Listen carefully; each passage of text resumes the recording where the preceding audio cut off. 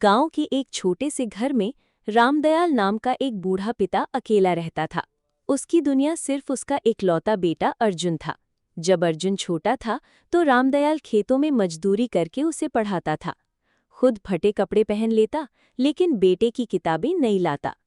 कई रातें ऐसी गुजरी जब पिता भूखा सो गया ताकि बेटे का पेट भर सके। अर्जुन हमेशा कहता था, पिताजी, एक दिन मैं बहुत बड़ा आदमी बनूंगा और आपको किसी चीज की कमी नहीं होने दूंगा। यही बात सुनकर रामदयाल हर दर्द भूल जाता था। समय बीता, अर्जुन पढ़ाई के लिए शहर चला गया। शुरुआत में रोज फोन आता, फिर हफ्ते में एक बार, फिर महीने में, और धीरे धीरे सब खत्म हो गया।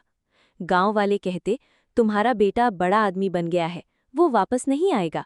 लेकिन रामदयाल हर बार मुस्कुराकर कहता, नहीं, मेरा बेटा ऐसा नहीं है, वो जरूर आएगा। बूढ़ा पिता रोज शाम रेलवे स्टेशन जाता, हाथ में बेटे की बचपन वाली पुरानी फोटो लेकर घंटों बैठा रहता। हर ट्रेन के रुकने पर उसकी बूढ़ी आंखें दरवाजों की तरफ दौड़ पड़तीं। कोई भी नौजवान दिखता तो उसका दिल जोर से धड़कने लगता, लेकिन हर बार निराशा हाथ लगती।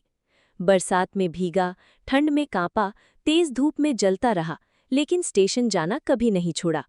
स्टेशन के चाय वाले से लेकर कुली तक सब उसे पहचानने लगे थे। सबको उस बूढ़े की आंखों में इंतजार दिखाई देता था। एक दिन स्टेशन पर अचानक कई बड़ी गाड़ियां आकर रुकीं। कुछ अमीर लोग उतरे और उनके बीच सूट पहने एक बड़ा बिजनेसमैन भी था। जैसे ही उसकी नज़र उस बूढ़े पिता पर पड़ी, उसके कदम रुक गए, हाथ कांपने लगे, आंखें भर आईं। वो दौड़कर बूढ़े के सामने पहुंचा और घुटनों पर बैठ गया। कांपती आवाज में बोला, पिताजी। रामदयाल ने धीरे धीरे सिर उठाया। कुछ पल तक वो पिता को पहचान ही नहीं पाया।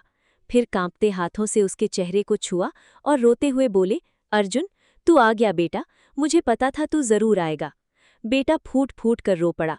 उसने पिता के पैर पकड़ लिए और कहा, पिताजी, मैंने दौलत कमाने के चक्कर में सब कुछ पा लिया, लेकिन सबसे जरूरी इंसान को अकेला छोड़ दिया।